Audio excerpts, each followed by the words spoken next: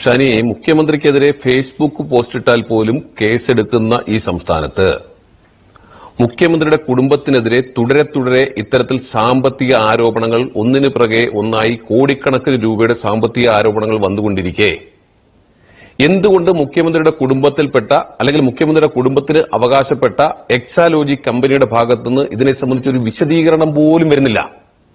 നിയമ നടപടിയോടെ നിൽക്കട്ടെ, വിശദീകരണം പോലും വരുന്നില്ല എന്നുള്ളത് ദൗർഭാഗ്യകരമല്ലേ? നോക്കൂ, ഇവിടെ എക്സാലോജി കമ്പനിക്ക് CMRൽ നിന്ന് 1.72 കോടി രൂപ കിട്ടിയിട്ടുണ്ട്. അവർ ചെയ്യാത്ത സേവനത്തിനാണ് അത് കിട്ടിയത് എന്ന് ഇന്ററിം സെറ്റിൽമെന്റ് ബോർഡ് ഉൾപ്പെടെ കണ്ടെത്തി. അതിനെ സംബന്ധിച്ച് ഒരു മറുപടി, ഒരു സ്റ്റേറ്റ്മെന്റ്, ഒരു പത്രക്കുറിപ്പ് എക്സാലോജിക്കിന്റെ ഭാഗത്തുനിന്ന് വന്നിട്ടുണ്ടോ? ഇനി അത് കള്ളമാണെങ്കിൽ ആർക്കെങ്കിലും എതിരെ നിയമ നടപടി സ്വീകരിച്ചിട്ടുണ്ടോ?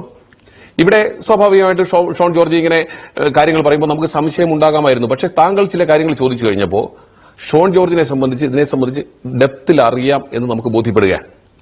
താങ്കൾ കിളികിളി ചോദിച്ചപ്പോൾ ഒരു ഘട്ടത്തിൽ SNC ലാവലിൽ ആ അക്കൗണ്ടിലേക്ക് നിക്ഷേപിച്ചിട്ടുള്ള ഒരു ട്രാൻസാക്ഷനിൽ നിക്ഷേപിച്ചിട്ടുള്ള $3,30,000 കുറിച്ച് തന്നെ പറഞ്ഞു.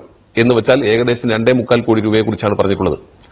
അങ്ങനെ ഒരു ട്രാൻസാക്ഷൻ ഉൾപ്പെടെ എടുത്തു പറയണമെങ്കിൽ അവിടെ ആ അക്കൗണ്ട് ഓപ്പറേറ്റ് ചെയ്യുന്നത് മുഖ്യമന്ത്രിയുടെ മകളും മകളുടെ മുൻ ഭർത്താവുമാണ് എന്ന് സ്പെസിഫിക്കായി പറയുന്നെങ്കിൽ അദ്ദേഹവും ഒരു ജില്ലാ പഞ്ചായത്ത് അംഗം കൂടിയാണല്ലോ.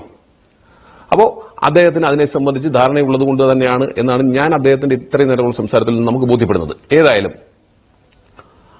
ഇവിടെ മുഖ്യമന്ത്രിയെ സംബന്ധിച്ച്, മുഖ്യമന്ത്രിയുടെ മകളെ സംബന്ധിച്ച് ഈ നിമിഷത്തിനകം നോക്കൂ, ഇന്ന് രാവിലെയാണ് ഈ പത്രങ്ങളെല്ലാം വന്നത്. ഷോൺ ജോർജ് 11:30 മണിക്ക്, ഷോൺ ജോർജിന്റെ ആവേശമൊക്കെ കൊള്ളാം, പക്ഷേ ഷോൺ ജോർജ് BJPയിൽ നിന്നുകൊണ്ട് ഈ കേസ് തെളിയിക്കാന്ന് വിചാരിച്ചാൽ ഒരിക്കലും നടക്കാൻ പോകുന്നില്ല എന്നുകൂടി ഞാൻ ഷോൺ ജോർജ് പോകുന്നതിന് മുമ്പ് പറയണമെന്ന് കരുതിയതാണ്. കാരണം ഇവർ തമ്മിൽ ഒത്തുകളിയുണ്ട്, ഞാൻ അതിനെക്കുറിച്ച് പിന്നീട് പറയാം. BJPയും CPM തമ്മിൽ ഒത്തുകളി നമ്മൾ നിരന്തരമായി കണ്ടുകൊണ്ടിരിക്കുകയാണ്. അതുകൊണ്ട് തന്നെ BJPയിൽ രംഗമായതുകൊണ്ട് ഷോൺ ജോർജിന് തെളിയിക്കാൻ കഴിയുമെന്നുള്ള കാര്യത്തിൽ എനിക്ക് ആശങ്കയുണ്ട്. അത് പ്രത്യേകം അദ്ദേഹം പോയ സ്ഥിതിക്ക് ഞാൻ അതിനെക്കുറിച്ച് സംസാരിച്ചിട്ട് കാര്യമില്ല. ഇവിടെ നമ്മുടെ മുമ്പിലുള്ള പ്രശ്നം എന്താണ്? ഇവിടെ എങ്ങനെ വെല്ലുവിളിക്കുമ്പോഴും അരുൺകുമാറെ വ്യക്തമാക്കേണ്ട ഒരു കാര്യം വ്യക്തമാക്കേണ്ടവർ തന്നെ വ്യക്തമാക്കണം. പ്രത്യേകിച്ച് നമ്മുടെ മുഖ്യമന്ത്രിയുടെ കുടുംബത്തെ സംബന്ധിച്ചാണ്. മുഖ്യമന്ത്രിയുടെ അധികാരം ഉപയോഗിച്ചുകൊണ്ട് ഇത്തരം കള്ളപ്പണം വിദേശത്തേക്ക് നിക്ഷേപിച്ചിട്ടുണ്ട് എന്ന് പറയുമ്പോൾ അത് വ്യക്തമാക്കാനുള്ള ബാധ്യത മുഖ്യമന്ത്രിക്കുണ്ട്, അല്ലെങ്കിൽ ആ കമ്പനിയുമായി ബന്ധപ്പെട്ടവർക്കുണ്ട്. ഒരു പത്രക്കുറിപ്പ്, എനിക്ക് ഇങ്ങനെ ഒരു അക്കൗണ്ട് ഇല്ല, ഞാൻ ഈ വിഷയവുമായി ബന്ധപ്പെട്ട് നിയമ നടപടിയുമായി മുന്നോട്ട് പോകും എന്ന രണ്ട് വായിൽ, ഒറ്റ വാചകത്തിൽ തന്നെ പറഞ്ഞാൽ മതി. അങ്ങനെ ഒരു പത്രക്കുറിപ്പല്ലേ ഇതുമായി ബന്ധപ്പെട്ട് എക്സാലോജിക്കിന്റെ ഭാഗത്തുനിന്ന് അല്ലെങ്കിൽ മുഖ്യമന്ത്രിയുടെ മകളുടെ ഭാഗത്തുനിന്ന് ഉണ്ടാകേണ്ടത്? ഇനി അങ്ങനെയല്ല, തനിക്ക് ഉറപ്പുണ്ട് തനിക്ക് അങ്ങനെ ഒരു അക്കൗണ്ട് ഇല്ല, തനിക്ക് അവിടെ ട്രാൻസാക്ഷൻ ഉണ്ടായിട്ടില്ല എന്നുണ്ടെങ്കിൽ ആഭ്യന്തര വകുപ്പ് മന്ത്രിയുടെ മകളല്ലേ, സംസ്ഥാന ടൂറിസം മന്ത്രിയുടെ PWD മന്ത്രിയുടെ ഭാര്യയല്ലേ, അങ്ങനെ സാമ്പത്തിക തട്ടിപ്പിനെ കുറിച്ചല്ലേ പറയുന്നത്? ഈ ഷോൺ ജോർജിനെ ഈ നിമിഷം അറസ്റ്റ് ചെയ്യണ്ടേ? ഈ ഷോൺ ജോർജിനെ പിടിച്ച് അറസ്റ്റ് ചെയ്തിട്ട് എന്താണ് നിങ്ങളുടെ കയ്യിലുള്ള തെളിവ്, അല്ലെങ്കിൽ തെളിവ് കൊണ്ടുവരാൻ നിങ്ങൾ അകത്ത് കിടക്കൂ, ഇല്ലാത്ത കാര്യങ്ങൾ പറഞ്ഞതിന്റെ പേരിൽ എന്നല്ലേ പറയേണ്ടത്? ഈ രാജ്യത്ത് നീതിയും നിയമവും നടപ്പാക്കണ്ടേ? ആ നടപ്പാക്കേണ്ട ബാധ്യത സംസ്ഥാന സർക്കാരിനില്ലേ? അങ്ങനെ ബാധ്യതയുള്ള ഒരു സർക്കാരാണെങ്കിൽ ഈ പറഞ്ഞ ആരോപണങ്ങൾ അടിസ്ഥാനരഹിതമാണെങ്കിൽ ആ നിമിഷം കേസെടുക്കണ്ടേ? എന്റെ EP ജയരാജൻ മിണ്ടുന്നില്ല, എന്റെ AK ബാലൻ മിണ്ടുന്നില്ല, എന്റെ മറ്റ് നേതാക്കന്മാരും മിണ്ടുന്നില്ല, പോളിറ്റ് ബ്യൂറോ അംഗങ്ങൾ മിണ്ടുന്നില്ല. CPMന്റെ പോളിറ്റ് ബ്യൂറോ അംഗം കൂടിയായ CPMന്റെ മുതിർന്ന നേതാവ് 80-ാം വയസ്സിലേക്ക് കിടക്കുന്ന ശ്രീ പിണറായി വിജയൻ കേരളത്തിന്റെ മുഖ്യമന്ത്രി കൂടിയായിരിക്കുമ്പോൾ അദ്ദേഹത്തിന്റെ അധികാര ദുർവിനിയോഗം നടത്തിക്കൊണ്ട് കോടാനുകോടി വിദേശത്ത് നിക്ഷേപിച്ചു എന്ന് തെളിവുകൾ വരുമ്പോ അതിനെക്കുറിച്ച് ആധികാരികമായി പറയാനുള്ള ബാധ്യത സംസ്ഥാന സർക്കാരിനും CPMനുമില്ലേ? ക്ലാരിറ്റി വരുത്തണ്ടേ? ഉത്തരവാദിത്തപ്പെട്ടവർ പറയണ്ടേ? എന്തേ ഈ നിമിഷം വരെ ഒരു അക്ഷരം മിണ്ടുന്നില്ല? എന്തേ മിണ്ടുന്നില്ല? ഇനി ഇത്തരത്തിൽ വിദേശത്ത് അക്കൗണ്ട് ഉണ്ട് എങ്കിൽ, അക്കൗണ്ട് ഉണ്ടെങ്കിൽ എല്ലാ പ്രശ്നവും ഗൗരവമുള്ളതാണ്. അക്കൗണ്ട് ഉണ്ടെങ്കിൽ ആ അക്കൗണ്ട് തുറന്നതിന് മുമ്പ് RBIയുടെ പെർമിഷൻ വാങ്ങിയിട്ടുണ്ടോ? ആ അക്കൗണ്ട് തുറന്നതിന് മുമ്പ് ഇൻകം ടാക്സിനെ അറിയിച്ചിട്ടുണ്ടോ? അത്തരത്തിലൊരു അക്കൗണ്ട് തുറന്നതിന് ആ അക്കൗണ്ടിലേക്ക് ഇൻവെസ്റ്റ്മെന്റ് എവിടെ നിന്നാണ് വന്നിട്ടുള്ളത്, അല്ലെങ്കിൽ ആ അക്കൗണ്ടിലേക്ക് ഇൻവേർട്ട് ഫ്ലോ എവിടെ നിന്നാണ് ഉണ്ടായിട്ടുള്ളത്? ആ അക്കൗണ്ടിൽ നിന്നും അമേരിക്കൻ ബാങ്കുകളിലേക്ക്, അമേരിക്കയിലേക്ക് ഫണ്ട് ട്രാൻസ്ഫർ ചെയ്തിരിക്കുന്നു പറയുന്നു. ഏത് അക്കൗണ്ടിലേക്ക്? ഇവരൊക്കെ തമ്മിൽ ഈ എക്സാലോജിക് എന്ന് പറയുന്ന കമ്പനിക്ക്, എക്സാലോജി കൺസൾട്ടിംഗ് എന്ന് പറയുന്ന മീഡിയ സിറ്റി UAEയിൽ രജിസ്റ്റർ ചെയ്തിട്ടുള്ള കമ്പനിക്ക് എന്താണ് ബന്ധം? ഇത് കേരളീയ സമൂഹം അറിയണ്ടേ? ഇതിന്റെ ഒഫീഷ്യൽ സിഗ്നേച്ചറീസ് മുഖ്യമന്ത്രിയുടെ മകൾ ഉൾപ്പെടുന്ന 2 പേർക്കാണെങ്കിൽ അത് കേരളത്തിന് അങ്ങനെ ഒരു ആരോപണം വരുമ്പോ അത് വ്യക്തത വരുത്തണ്ടേ? സമയം എത്ര കഴിഞ്ഞിരിക്കുന്നു? അപ്പോ ഇത്തരത്തിലുള്ള മൗനം, CPMന്റെ മുതിർന്ന നേതാക്കന്മാരുടെ മൗനം തന്നെ ഷോൺ ജോർജ് പറഞ്ഞത് ശരിയാണ് എന്ന് സ്ഥാപിക്കുന്ന രീതിയിലേക്കാണ് പോയിക്കൊണ്ടിരിക്കുന്നത്. ഇവിടെ ഒരു അരുൺകുമാറോ അല്ലെങ്കിൽ ഒരു അനിൽകുമാറോ ഒരു ഫേസ്ബുക്ക് പോസ്റ്റ് ഉണ്ടോ, ഇത് പ്രശ്നം തീരില്ല. ഇവിടെ വസ്തുതകളായി പറയണം. ഇല്ലെങ്കിൽ ഞാൻ ഇപ്പോഴും പറയുന്നു, അങ്ങനെ ഒരു സംഭവം ഉണ്ടായിട്ടില്ലെങ്കിൽ, അടിസ്ഥാനപരമായി അതിന് യാതൊരു വസ്തുതയും ഇല്ലെങ്കിൽ അടിയന്തരമായി ഷോൺ ജോർജിനെ അറസ്റ്റ് ചെയ്യണം, കേസെടുക്കണം, പിടിച്ചകത്തിടണം. അപ്പൊ അതൊന്നും ഉണ്ടാകാതെ എന്ത് സേവനത്തിന്റെ പുറത്താണ് ഇങ്ങനെ ഒരു കമ്പനിയെ കുറിച്ച് നമ്മളോടാരും പറഞ്ഞിട്ടില്ലല്ലോ, നമ്മളാരും ഒരിക്കലും ചർച്ച ചെയ്തിട്ടില്ലല്ലോ. ഇങ്ങനെ ഒരു കമ്പനി ഉണ്ടോ? ഉണ്ടെങ്കിൽ അതിന്റെ ഇൻവെസ്റ്റ്മെന്റ് എവിടെ നിന്നാണ്? ഇന്ത്യയിൽ നിന്ന് അവിടത്തേക്ക് പണം കൊണ്ടുപോയിട്ടുണ്ടോ? അല്ലെങ്കിൽ അവിടെ ആരെങ്കിലും നിക്ഷേപിക്കുകയായിരുന്നോ? അങ്ങനെയാണെങ്കിൽ RBIയുടെ പെർമിഷൻ കിട്ടിയിട്ടുണ്ടോ? അങ്ങനെയാണെങ്കിൽ ഇൻകം ടാക്സിനെ അറിയിച്ചിരുന്നോ? ഇവിടെ ഇൻകം ടാക്സ് റിട്ടേൺ കൊടുക്കുമ്പോൾ ആ കമ്പനിയെ കുറിച്ച് പറഞ്ഞിട്ടുണ്ടോ? നമുക്കറിയില്ലല്ലോ. പറഞ്ഞിട്ടുണ്ടോ? ഇത്തരം കാര്യങ്ങളൊക്കെ വ്യക്തമാക്കണ്ടേ? അത് പറയേണ്ടത് ആർക്കെതിരെയാണോ ആരോപണം വന്നിരിക്കുന്നത് അവരല്ലേ. എന്തുകൊണ്ടൊരു നിഷേധക്കുറിപ്പ് പോലും ആ കമ്പനി അല്ലെങ്കിൽ വീണയുടെ ഭാഗത്തുനിന്ന് ഉണ്ടാകുന്നില്ല? നമ്മുടെ മുഖ്യമന്ത്രിയല്ലേ, നമ്മുടെ മുഖ്യമന്ത്രിയുടെ മകളല്ലേ. ആ കുടുംബത്തെ സംബന്ധിച്ച് അങ്ങനെ ഒരു ആക്ഷേപം വരുമ്പോ അത് വ്യക്തത വരുത്തുന്നത് കേരളീയ സമൂഹത്തിന് ബോധ്യപ്പെടുത്തേണ്ടത് ആ കുടുംബത്തിന്റെ അല്ലെങ്കിൽ മുഖ്യമന്ത്രിയുടെ ബാധ്യതയല്ലേ. എന്തേ മൗനം? ഇത്രയും നേരമായല്ലോ. എല്ലാ കാര്യത്തിലും അപ്പോഴേ നിന്നു നോക്കി സംസാരിക്കുന്ന ആളാണല്ലോ ശ്രീ AK ബാലൻ. എന്തേ മിണ്ടുന്നില്ല? എന്തേ EP ജയരാജൻ മിണ്ടുന്നില്ല? അപ്പോ ഇതുമായി ബന്ധപ്പെട്ട് വ്യക്തത വരുത്തേണ്ടത് മുഖ്യമന്ത്രിയും കുടുംബവുമാണ്. ദുരൂഹതകൾ ഇങ്ങനെ ഒരു സംഭവം ഉണ്ടായിട്ടുണ്ടെങ്കിൽ അതിഗുരുതരമായ അതിഗൗരവമുള്ള വിഷയമാണ്. അതിനെ സംബന്ധിച്ച് ആദ്യം മുഖ്യമന്ത്രിയും കൂട്ടരും വ്യക്തത വരുത്തുകയാണ് വേണ്ടത്. സംശയത്തിന്റെ നിഴലിൽ മുഖ്യമന്ത്രി ഉൾപ്പെടെയുള്ളവർ നിൽക്കാൻ പാടില്ല. അല്ല, ഇത് ഈ പറഞ്ഞിരിക്കുന്ന ആരോപണങ്ങൾ യാഥാർത്ഥ്യമാണെങ്കിൽ പിന്നെ എങ്ങനെ അവർക്ക് നേരിടാൻ കഴിയുക? നമ്മൾ തുടക്കം മുതൽ ഷാനി തന്നെ എത്രയോ തവണ ചോദിച്ചിട്ടുണ്ട്. 1.72 crores മുഖ്യമന്ത്രിയുടെ മകളുടെ അക്കൗണ്ടിലേക്ക് ലഭിച്ചിട്ടുണ്ട്. എന്ത് സേവനത്തിനാണ്? ഇതുവരെ ആ ഒരു വാചകത്തിന് മറുപടി പറഞ്ഞാൽ എന്ത് സേവനമാണ് നിങ്ങൾ നൽകിയതെന്ന് പറഞ്ഞാൽ അവിടെ തീരുന്ന വിഷയമല്ലത്. അപ്പൊ കൊടുക്കാത്ത സേവനത്തിന് വാങ്ങുന്നതിനല്ലേ മാസപ്പടി എന്ന് പറയുന്നത്. അപ്പൊ അത് അവിടെ നിൽക്കുന്നു. ഇനി അദ്ദേഹം പറയുന്നതാണ് വിജിലൻസ് കോടതി തള്ളി. അപ്പൊ അദ്ദേഹം മറ്റൊരു കാര്യം കാണാതെ പോയിട്ടുണ്ട്.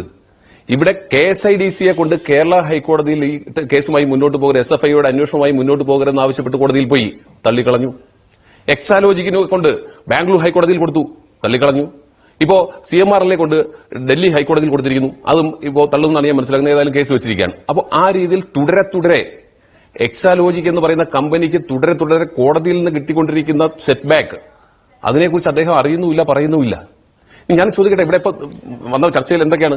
PWCയുമായി ബന്ധപ്പെട്ടും അതുപോലെ തന്നെ SNC ലാബിൽ നിന്നും കോടാനുകോടികൾ ഈ അക്കൗണ്ടിലേക്ക് വന്നു എന്നാണ് പറഞ്ഞിരിക്കുന്നത്. PWCയെ സംബന്ധിച്ച് നമുക്കറിയാം, പ്രൈസ് വാട്ടർ ഹൗസ് കൂപ്പറിനെ സംബന്ധിച്ച് നമുക്കറിയാം എത്രയോ കേസുകളാണ് അവർക്ക് നൽകിയിട്ടുള്ളത്. ഹെസ്സിന്റെ ഈ മൊബിലിറ്റി പദ്ധതിയുമായി ബന്ധപ്പെട്ട കരാർ, അതിന്റെ കൺസൾട്ടൻസി, അതുപോലെ തന്നെ KSITILുമായി ബന്ധപ്പെട്ട സ്പേസ് പാർക്കിന്റെ പ്രോജക്ട്സ്, പിന്നെ KFON തുടർന്നങ്ങോട്ട് വരികയാണ്.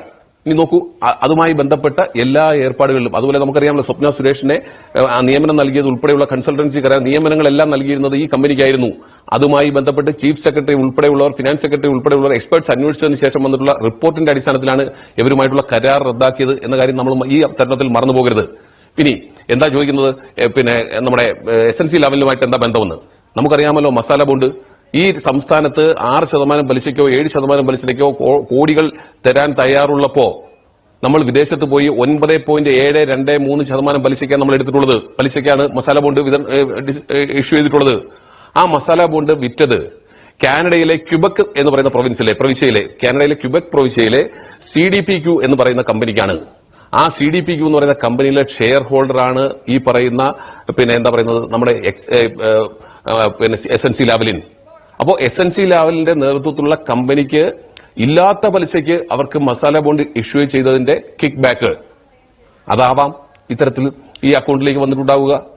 അപ്പോൾ അതുൾപ്പെടെയുള്ള കാര്യങ്ങൾ, ആ പീരീഡും ആ പറഞ്ഞിരിക്കുന്ന അക്കൗണ്ട് ഓപ്പറേറ്റ് ചെയ്ത പീരീഡും അന്ന് ഈ സംസ്ഥാനത്ത് നടന്നിട്ടുള്ള അഴിമതി നിറഞ്ഞ, നമ്മൾ പ്രതിപക്ഷമൊക്കെ എന്നും ആരോപിച്ചിട്ടുണ്ട് ഈ അഴിമതി.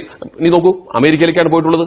അമേരിക്കയിലേക്ക് പോകുമ്പോഴോ നമുക്കറിയാം, ഇങ്ങോട്ട് വന്ന് നമുക്ക് സേവനം നൽകാൻ വന്ന സ്പ്രിംഗ്ലറിനെ സംബന്ധിച്ച് ആ സ്പ്രിംഗ്ലറിന്റെ ആസ്ഥാനം എവിടെയാണ്? ഇനി അതുമായി ബന്ധപ്പെട്ടാണോ ഇവിടുന്ന് ഫണ്ട് പോയിട്ടുള്ളത് എന്നതിനെ സംബന്ധിച്ച് നമ്മൾ അന്വേഷിക്കേണ്ടതുണ്ട്. ഇവിടുന്ന് ദുബായിൽ നിന്നും അബുദാബി ബാങ്കിൽ നിന്ന് പോയിട്ടുള്ളത്, കൊമേഴ്സ്യൽ ബാങ്കിൽ നിന്ന് ഫണ്ട് പോയിട്ടുള്ളത് അമേരിക്കയിലേക്കാണെന്ന് പറഞ്ഞു. അത് ഈ സ്പ്രിംഗ്ലറുമായി ബന്ധപ്പെട്ടാണോ എന്ന് കൂടി തെളിയേണ്ടതുണ്ട്. അപ്പോൾ അടിമുടി ദുരൂഹത നിറഞ്ഞ ഒരു ബാങ്ക് അക്കൗണ്ടിനെ സംബന്ധിച്ചും ആ ബാങ്ക് അക്കൗണ്ടിന്റെ ഓപ്പറേറ്റിംഗ് പീരീഡും, അപ്പോൾ ഈ സംസ്ഥാനത്ത് നടന്നുള്ള അഴിമതികളും ഈ അഴിമതിയുടെ പണം എവിടെ എന്ന ചോദ്യവും അതിനെല്ലാം കൂടെ ചേർത്ത് വെച്ചാൽ ഇപ്പോൾ ഉത്തരം കിട്ടുന്ന രീതിയിലേക്കാണ് കാര്യങ്ങൾ പോകുന്നത്. ഏതായാലും അന്വേഷണം നടക്കേണ്ടതായിട്ടുണ്ട്. ഇല്ലെങ്കിൽ ഇപ്പോഴും ഞാൻ വെല്ലുവിളിക്കുന്നു, എന്തുകൊണ്ട് മുഖ്യമന്ത്രിയും മുഖ്യമന്ത്രിയുടെ കുടുംബവും ഇതിനെ തള്ളിപ്പറയുന്നില്ല? ഈ വരുന്ന ആരോപണങ്ങളെ നിഷേധിക്കുന്നില്ല. ആ കമ്പനി ഒരു പത്രക്കുറിപ്പ് ഇറക്കുന്നില്ല. മുഖ്യമന്ത്രിയുടെ മകൾ മിണ്ടുന്നില്ല. അപ്പോ ദുരൂഹമാണ് കാര്യങ്ങൾ, ഒരു സംശയവും വേണ്ട, ദുരൂഹമാണ്. ഇല്ലെങ്കിൽ നോക്കുന്നേ, ഇവിടുത്തെ ചരിത്രം എങ്ങനെയാണെന്നേ, ആരെയൊക്കെയാണ് നിൽക്കുന്ന നിൽപ്പിൽ അറസ്റ്റ് ചെയ്തിട്ടുള്ളത്? എന്തായിരുന്നു രാഹുൽ മാങ്കൂട്ടത്തിനെതിരായിട്ടുള്ള കേസ്? ഒരു അടിപിടി കേസിൽ പോലീസുമായിട്ടുള്ള തർക്കത്തിന്റെ പേരിലാണ് വീട്ടിൽ കയറിയല്ലേ അറസ്റ്റ് ചെയ്തത്. ഇവിടെ മുഖ്യമന്ത്രിയുടെ കുടുംബത്തെ ആക്ഷേപിക്കാൻ, മുഖ്യമന്ത്രിയുടെ മകളെ ആക്ഷേപിക്കാൻ, അതിലൂടെ മുഖ്യമന്ത്രി അഴിമതിക്കാരനാക്കാൻ ഷോൺ ജോർജ് പ്രവർത്തിക്കുകയാണെങ്കിൽ എന്തുകൊണ്ട് നിങ്ങൾ ഇത്രയും സമയമായിട്ടും അദ്ദേഹത്തിനെതിരെ ഒരു പെറ്റി കേസ് പോലും എടുക്കുന്നില്ല? ഉത്തരം പറയേണ്ടത് മുഖ്യമന്ത്രിയാണ്. മുഖ്യമന്ത്രിയിൽ നിന്നും മറുപടി കിട്ടിയേ മതിയാവൂ. കേരളീയ സമൂഹം ആഗ്രഹിക്കുന്നുണ്ട്. നിങ്ങൾ അഴിമതിക്കാരനാണോ? നിങ്ങളുടെ മകൾ അഴിമതിക്കാരിയാണോ? അല്ലെങ്കിൽ അല്ല എന്ന് പറയണം. ഈ അക്കൗണ്ടുകൾ നിങ്ങളുടേതാണോ? ആണെങ്കിൽ അത് ഔദ്യോഗികമായിട്ടാണോ പ്രവർത്തിച്ചിട്ടുള്ളത്? അതിലെ ട്രാൻസാക്ഷൻസ് ഫെയർ ആണോ? അല്ലെങ്കിൽ അതിന് മറുപടി പറയേണ്ടതുണ്ട്. അത് പറയാത്തിടത്തോളം കാലം മുഖ്യമന്ത്രിയും കുടുംബവും സംശയത്തിന്റെ